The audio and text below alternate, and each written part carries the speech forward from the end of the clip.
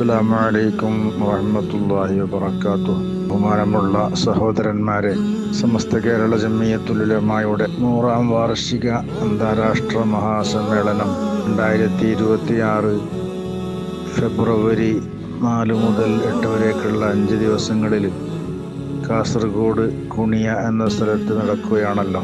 ഈ മഹത്തായ പരിപാടിയുടെ സ്വാഗത സംഘം കേന്ദ്ര സമിതി ഇതിനു മുമ്പ് രൂപീകരിച്ചിട്ടുണ്ട്. എല്ലാ ജില്ലയിലും ജില്ലാ സ്വാഗത സമിതി രൂപീകരിക്കണമെന്ന് കേന്ദ്ര സമിതി നിർദ്ദേശിച്ചിട്ടുണ്ട്.